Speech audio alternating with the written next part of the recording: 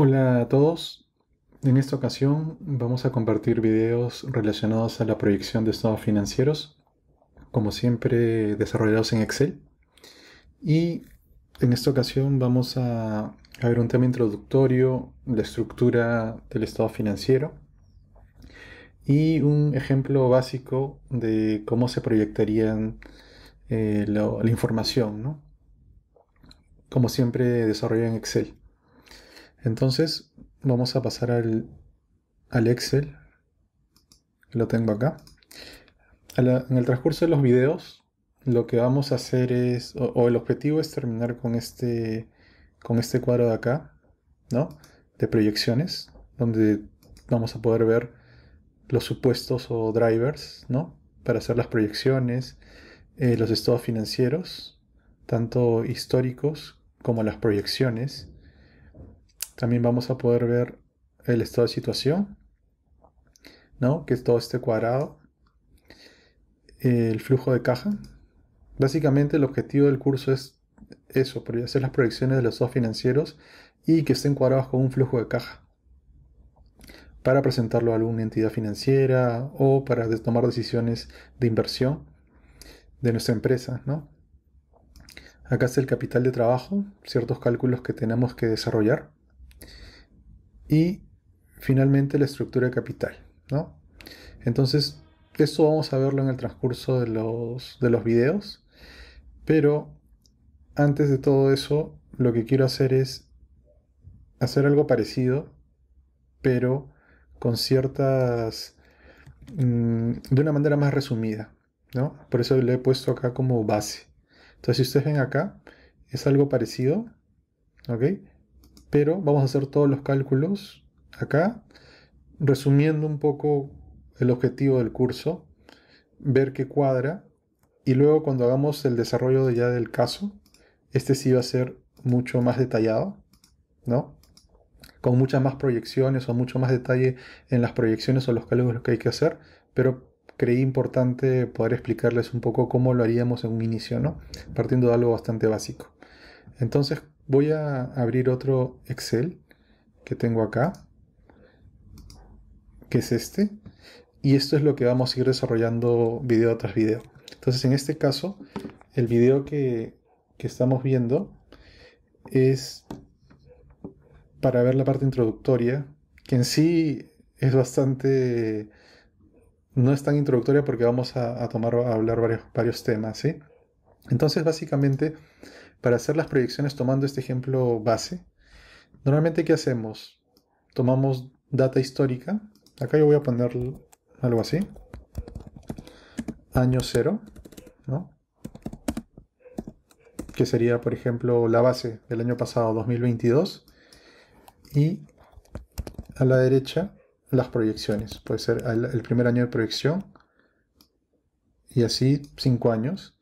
Y yo recomendaría que para retroceder sean unos 4 años, ¿no? Acá sería año menos uno, cero, menos uno, menos 2 y menos 3. Ahí está. Y en un inicio todos los años van a tener 365 días. Entonces, esto sería lo primero que se debería tener claro, ¿sí? Ahí está. Ahora, ¿cuál es lo otro? Y vamos a copiar esto acá, que es lo mismo, expresado en moneda nacional, o en la moneda en que tú expreses tus estados financieros. Y básicamente es ver los estados financieros. Acá yo no estoy haciendo un video de análisis, simplemente la parte operativa de la estructura, de cómo estructurarlo. Entonces, para eso, ¿qué es lo primero que necesitamos? Lo que necesitamos es la data histórica, desde el año de los últimos 4 años, por ejemplo.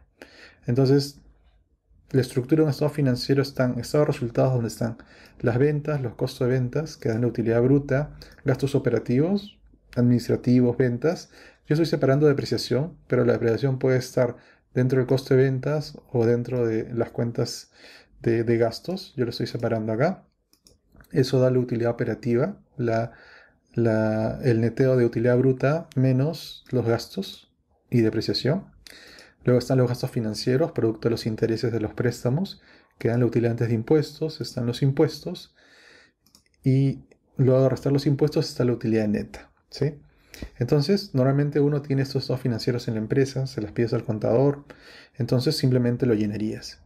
Ahora, como yo tengo acá la información para no perderla de vista, vamos a verlo acá. Ok, entonces acá tengo la venta. Normalmente uno haría esto, o sea, agarra los estados financieros, sea que lo tengas en orden o no, bueno, primordial es tener la información. Entonces lo copiamos y lo pegaríamos en la estructura. Entonces, ¿cuál sería la utilidad bruta? La suma, ¿no? La suma de estos dos. Jalo la fórmula. Los gastos administrativos, ventas y depreciación. Bueno, también vamos a asumir de que la contabilidad lo tiene ordenado y nos lo entrega. Copiamos, lo ponemos en nuestra tabla de información y vamos poniendo acá. La utilidad operativa es la sumatoria de todo esto, que es utilidad bruta menos gastos operativos y depreciación. Copiamos la fórmula. Los gastos financieros, también vamos a la información, que es esto. Lo copiamos. Y nuevamente, ¿no? La utilidad antes de impuestos. Acá no estoy incluyendo pues ganancias, pérdida por diferencia de cambio, otros ingresos financieros, otros gastos, porque esta base es así de simple, ¿no? Es para entender el fin de lo que estamos haciendo. Acá simplemente es obtener la información de nuestro sistema contable y plasmarlos en nuestro cuadro de Excel, en nuestro modelo financiero. Vamos a copiar acá igual los impuestos y nuevamente la utilidad neta sería utilidad antes de impuestos más o menos el impuesto a la renta. Siempre recomiendo poner en signo negativo, ¿no? lo que se resta, y positivo los ingresos, y luego así simplemente la fórmula es la suma de todos los rangos que uno marque. Entonces acá ya tenemos los estados de resultados. Ahora pasamos, todavía no vemos proyecciones, ahora vamos a pasar y vamos a copiar esto porque vamos a ir al estado de situación, al balance. Y nuevamente acá hay un orden. Yo estoy poniendo las cuentas principales. En el activo corriente está caja, cuentas por cobrar e inventarios. Vamos a copiar la fórmula. La ponemos acá. Y simplemente esto es el activo corriente. Pueden haber anticipos, otras cuentas por cobrar, ¿no? Distintas cuentas, pero básicamente es eso. En el activo no corriente estoy poniendo activo fijo neto de depreciación e intangibles, ¿no? Si las hubiera. Según este ejemplo de esta empresa, tiene esto. No tiene intangibles y... No se copió bien, no tiene intangibles, pero sí tiene activos fijos. Nuevamente el activo no corriente sería la suma de estos importes. Jalamos la fórmula. Y el total de activo, ¿qué sería? El activo corriente más el activo no corriente. Listo. Entonces, ¿qué más tenemos en la estructura de un estado de situación o un balance? Ya tenemos todos los activos. Ahora vamos por los pasivos. El pasivo corriente, ¿qué sería? Deuda, obligaciones financieras de corto plazo, cuentas por pagar, y voy a poner los impuestos, ¿ya? Los impuestos anuales que se pagan, se provisionan en el año y se pagan el año siguiente. Entonces al cierre, al corte de cada año, simplemente está como la deuda que se tiene con el Estado. Vamos a copiar esa información acá, según cómo nos la entrega la contabilidad. Muchas veces la contabilidad puede separar más cuentas y ya está en el criterio de uno el juntarlo, ¿no? Al hacer agrupación de cuentas, siempre que tenga sentido, ¿sí? Luego, ¿qué tenemos? El pasivo no corriente normalmente están las obligaciones de largo plazo, y estoy poniendo otras cuentas de largo plazo porque podrían haberlas. y simplemente lo copiamos. Listo, entonces ya tenemos un poco la estructura. El total de pasivo no corriente es la suma que muestro. El total de pasivo, que sería, vamos a poner acá, pasivo corriente más pasivo no corriente. Ok, y llegamos al patrimonio, la última parte de nuestra estructura de un estado financiero. El patrimonio, también estoy resumiendo cuentas, básicamente es el capital social. Vamos a poner acá el capital social, resultados acumulados de periodos anteriores, resultados del ejercicio. Básicamente eso puede tener reserva legal, otro tipo de cuentas adicionales, pero las principales son las que mostramos, ¿sí? Entonces, tenemos el balance, sumamos el total de pasivos más patrimonio y hacemos el cruce, donde si el total de activos, que es este, le resto el total de pasivo más patrimonio, la diferencia debe ser 0, lo cual nos demuestra que nuestro balance está correctamente cuadrado. O sea, nos han entregado un balance que está cuadrado. Esa es la segunda parte. Entonces, tenemos el estado de resultados. Tenemos el estado de situación. Y voy a hacer el flujo de caja porque en teoría es el cuadre. El flujo de caja, ¿en qué debe terminar? Un flujo de caja debe terminar con el saldo de caja que tienes en bancos, que según el estado de situación o balance es el primer punto del activo corriente, que es la caja. Entonces, si hacemos bien las cosas, deberíamos tener esta caja. ¿Ok? Voy a copiar acá este saldo porque hacemos 4 años en este ejemplo, porque un año básicamente es la base. Y vamos a empezar a armarlo desde el año -2. Entonces, vamos a copiar nuevamente esto de los años acá. Y vamos a elaborar el flujo de caja. Para el flujo de caja tenemos 3 bloques. Las actividades de operación, las de inversión y las de financiamiento. ¿Ok? Entonces básicamente las actividades de inversión es la utilidad operativa, o sea, antes de gastos financieros e impuestos. Ahí está. Le tenemos que regresar la depreciación, sumarla, porque solo es una resta contable. Como flujo de dinero eso no sale de la cuenta. Entonces lo regresamos al flujo. Por eso es bueno tenerlo separado, como ves ahí. Y se le resta los impuestos, ¿no? Entonces el impuesto que se ha pagado, según el estado de resultados, es este. Ese es lo primero, la parte operativa. Entonces, ¿qué está generando la empresa operativamente? La utilidad antes de gastos financieros. Se le está reincorporando la depreciación, que no es un gasto, no sale de dinero, sino es contable, y bueno, se le está restando los impuestos. Eso por un lado. Por el otro, estos puntos vamos a tocarlos en el transcurso de los videos, pero simplemente lo estoy haciendo un poco rápido porque quiero mostrarles el fin del curso, ¿no? ¿Por qué hacemos todo esto? Entonces, hay un tema que se llama variación de capital de trabajo o el capital de trabajo, que está conformado principalmente por 2 cuentas del activo y una del pasivo de corto plazo o corrientes, que es las cuentas por cobrar, los inventarios y las cuentas por pagar. Entonces, ¿qué hacemos? Tenemos que hallar la variación, cuánto ha variado. Entonces, una cuenta de activo sería esto. El año anterior, acá está, menos el año actual que estoy revisando. Entonces, ¿por qué es -10? Porque pasamos de 40 a 50. O sea, necesitamos más fondos le estamos dando crédito a los clientes. Por lo tanto, necesitamos más recursos. Y esos recursos, por eso es que se resta año anterior menos el año actual en las cuentas del activo. Entonces, se está yendo 10 en financiar a los clientes.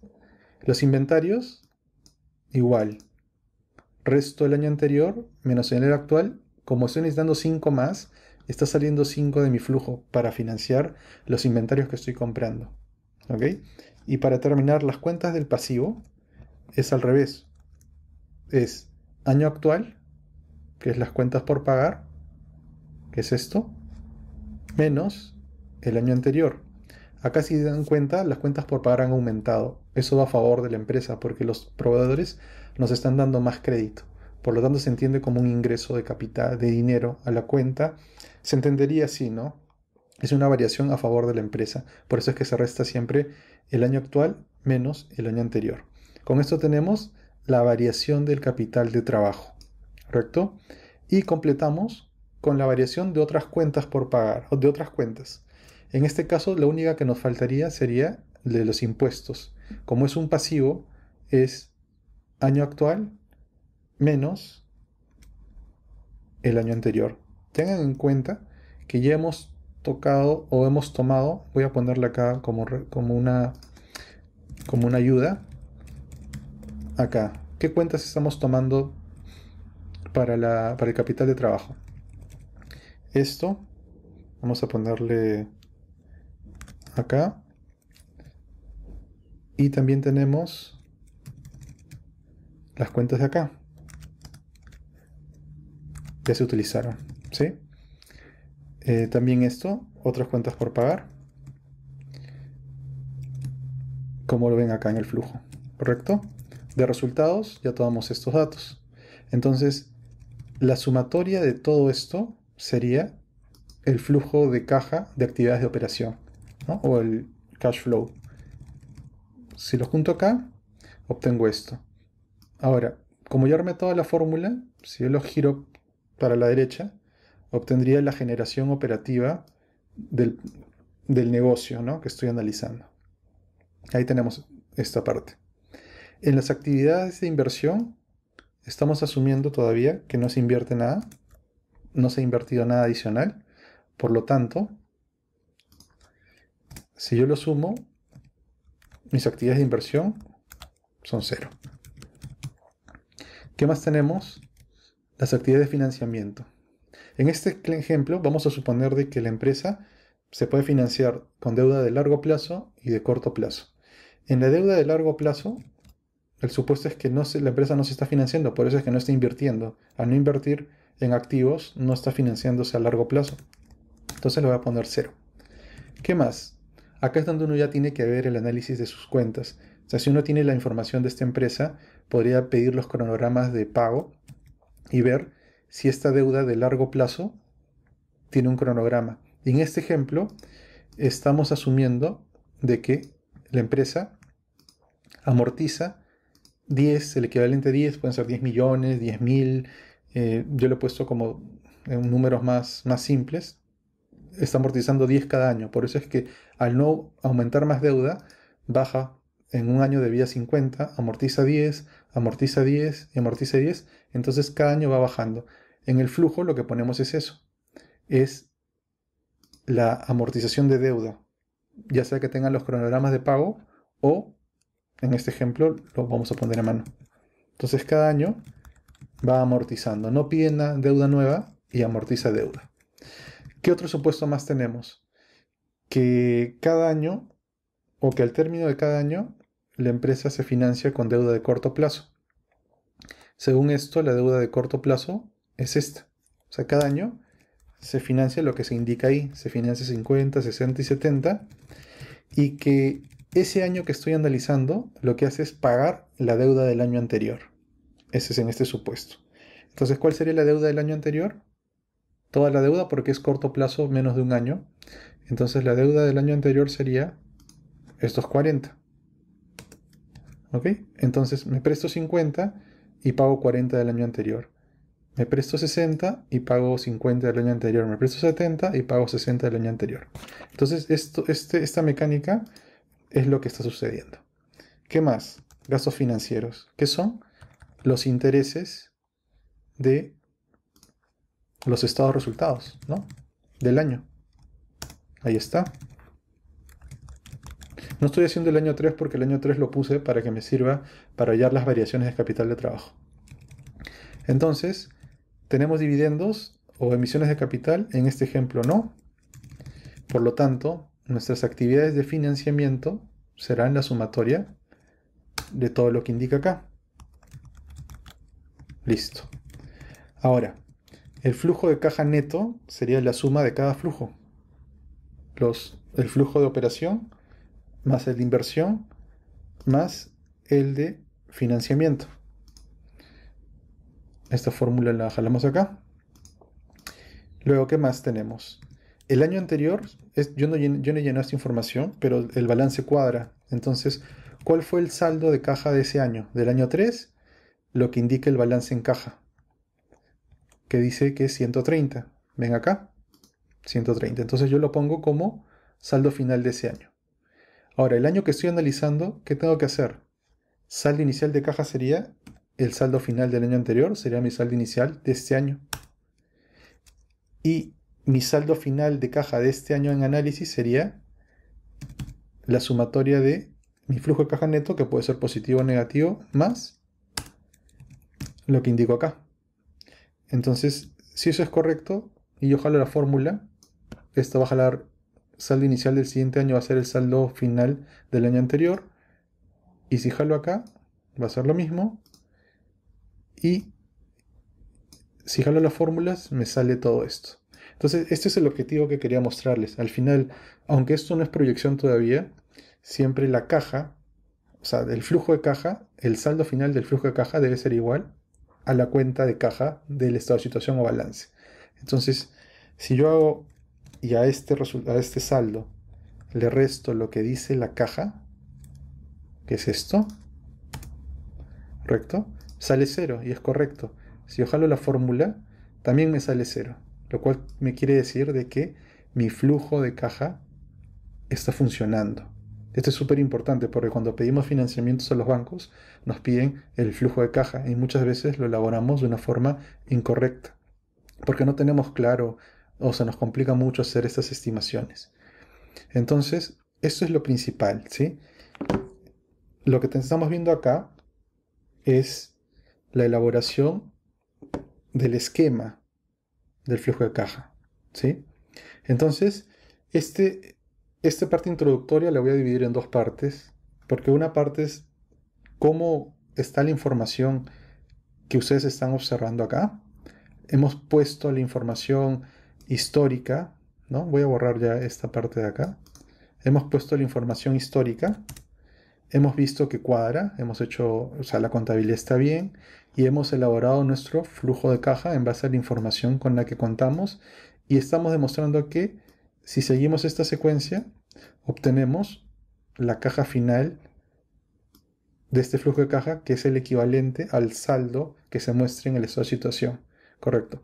Entonces, con esta estructura que estamos viendo, vamos a seguir en el siguiente video explicando bien ya cómo proyectamos. Ya de alguna forma nos hemos dado cuenta de esta parte, ¿no? El hacer estas variaciones, todavía de repente no se tiene claro la variación de capital de trabajo, lo vamos a seguir tocando, pero en la siguiente clase también vamos a hacer algo rápido y explicar cómo se proyecta para que ustedes vean lo importante de esta proyección. Y más adelante en los siguientes videos seguiremos ya haciendo algo más complejo, ¿no? Con muchas más variables como mostramos acá y llenaremos poco a poco la información para poder obtener un flujo de caja todavía base, pero un poco con mucha más análisis, ¿no? Respecto a su elaboración. ¿Ok? Entonces nos quedamos acá y nos vemos en el siguiente video. Muchas gracias.